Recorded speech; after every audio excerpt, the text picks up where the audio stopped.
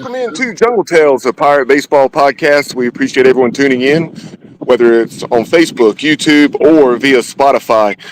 We continue to preview the Conway Regional, and today we are joined by Brian Fay. He is the associate head coach and recruiting coordinator for the Fairfield Stags. Welcome into the show. What's going on, guys? Thanks for having me. First of all, Coach, congratulations on an incredibly successful season. I mean, you tied the program record for single season wins at 39. You've averaged 8.3 runs a game. You were third in the nation in walks drawn at 6.4. You had a 411 on base percentage. Your team was never shut out. You're the only team in the region, by the way, that was never shut out. So, that's impressive. And you scored double-digit runs in 41% of your games this season. You had 95 stolen bases with an 84% success rate. Your top three starters were 22-3, all with an ERA under 4.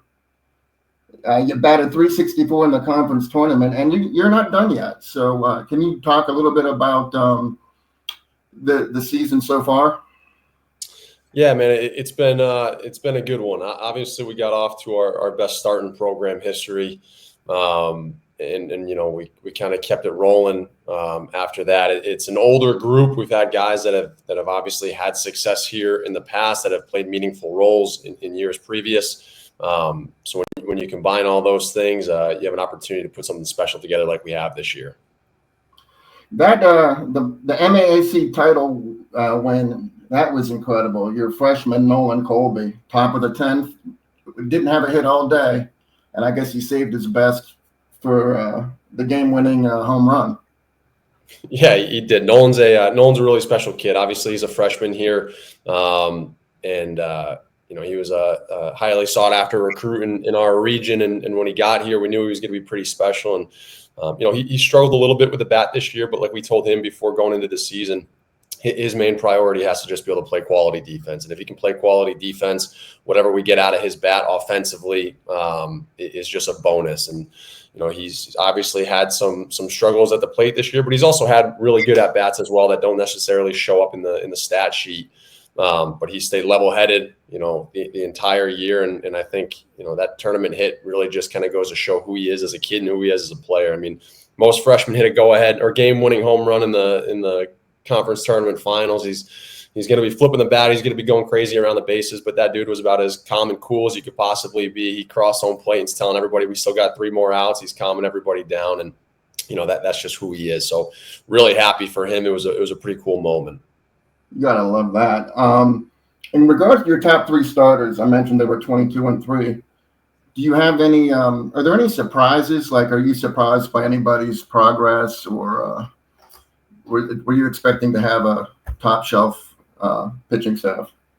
No, we thought we were going to have a good staff coming into this season. Again, similar to our position player group, like it's a little bit of an older staff. We've got a handful of guys that have logged meaningful innings in the past.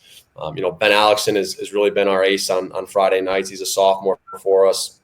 He'll be throwing in the Cape this year. So we obviously expected him to have a really quality year, and he's done that. Bo Baker, grad student, has gotten better every single year that he's been here. So not surprised that he's put up the numbers that he has. And then Kyle Lessler is a transfer from Manhattan. He's another grad guy, has dealt with some injuries in his career. And I think last year he was still coming back from a shoulder injury. So those numbers weren't necessarily fair to who he is as a pitcher. This year he's healthy, and you know, he's gotten 11 starts and he's done really well with it. So no, we're not surprised with our pitching staff. Okay. How about the top of your lineup? I mean, I don't know many teams in the nation where the top 4 in the lineup are all batting 323 or better. And that's crazy. Yeah, and you have the perfect leadoff man, it seems like, in Dean Ferreira, who's batting 381 and is 23-25 in stolen bases. That's exactly what you want at the top of your lineup. No, absolutely. They've been great all year, and they really feed off each other. And Dean at the top really sets the tone for the rest of the group. He's hit all year long, and really he's hit, you know, for the past 2 years.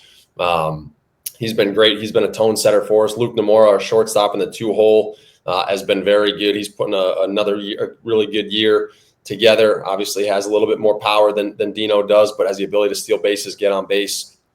Matt Bucciero in the 3 spot. probably the best hitter in the overall hitter in the conference, combination of power, average. He's got speed as well. Our 4-hole spot has mixed around a little bit. I think TJ Schmalzley, who probably doesn't get enough credit, his numbers might not necessarily pop off the page, but that kid has been great for us in center field all year long. Has had really consistent at bats. So he helps lengthen out that lineup. Yeah, as awesome as your offense has been all season, it seems like you're peaking at the right time. I mean, in the conference tournament, you batted .364 as a team, hit 7 home runs, 10 in your last 4 games. You've only committed 1 error, and pitching-wise, you walked 2 with 25 strikeouts. I mean, you just can't ask for much better than that. No, and that's what we've talked about, the past previous 4 years. We've won our conference regular season and have gone into the tournament as the 1 seed. We've played well in the tournament in those years, but we also weren't playing our best baseball. And we just kept telling our guys this year, we just got to stay consistent, stay steady with our process, and we're going to peak at the right time. And I think we played really well in the beginning of the season. Had a little stretch, the middle third the middle to the last third where things weren't necessarily clicking or weren't coming as easy for us as they were in the beginning of the year. And then, like you said, we got hot at the right time. But I don't know if it's even necessarily getting hot. I just think we still had our best baseball in us, and I think we're seeing that now. Yeah. Speaking of that 2021 team, I don't blame you for expecting a number 1 seed. I think you finished the season as number 9 in the RPI, and you were as high as 2 at one point. And that team was fun to watch. I think it's a record, the regular season 35-1 record. I'm not sure that's not the best that anybody's ever done in Division I. If it's not, it's pretty close. And also, they won 2 games in the Austin region. So, that 2021 team, that was a fun team to watch for sure. Yeah, they were a special group, and that was a super talented group as well. That offense was a little bit more, slug heavy than this offense was. We still had some horses on the mound. We got a couple guys playing pro ball right now. And that was definitely a magical year. And we got into the regional and were able to do some damage and make it to a championship game, which was pretty cool. Yeah. I know that you were in the tournament yourself when you were a member of the Siena baseball team, and you experienced winning a regional game when you knocked off Dallas Baptist. I think you crossed the plate 3 times that game.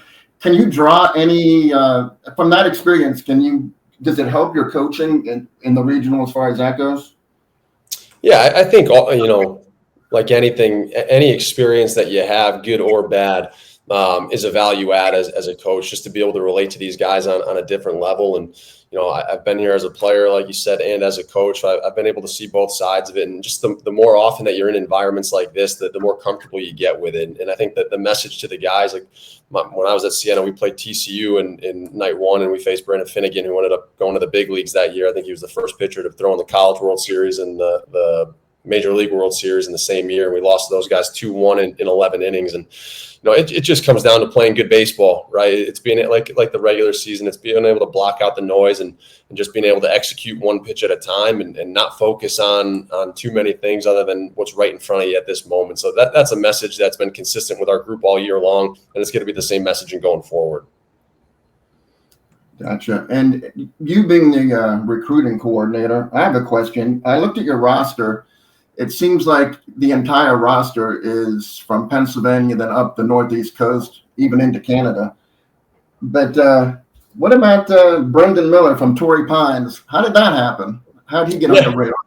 Yeah, that's a good one. I think, Northeast baseball doesn't necessarily always get the credit that it deserves. And we got a lot of really talented players in our quarter of the country.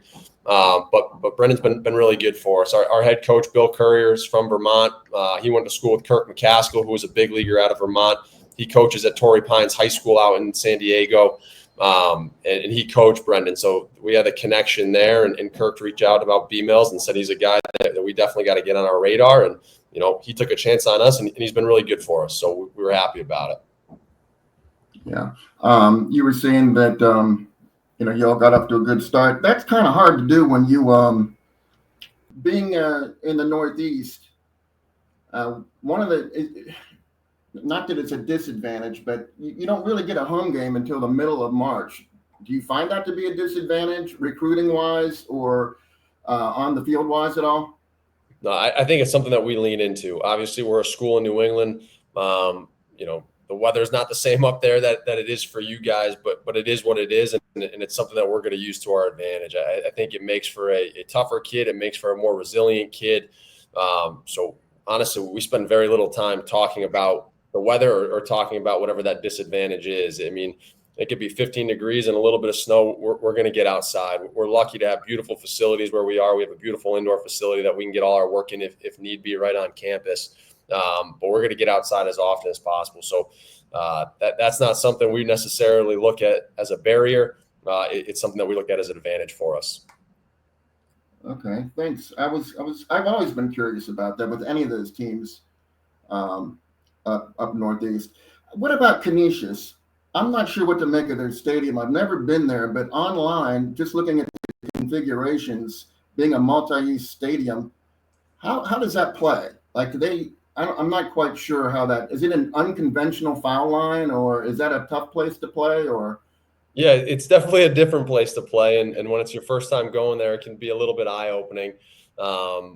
It is a multi-use field, but at the end of the day, it's still 90 feet and 60 feet 6 inches, right? Center field's a little bit short there. Right field gets a little bit longer.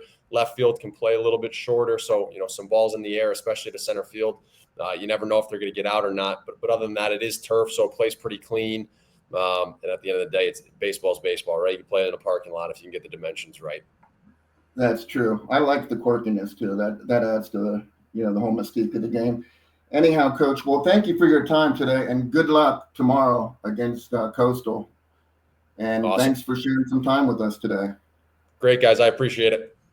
All right.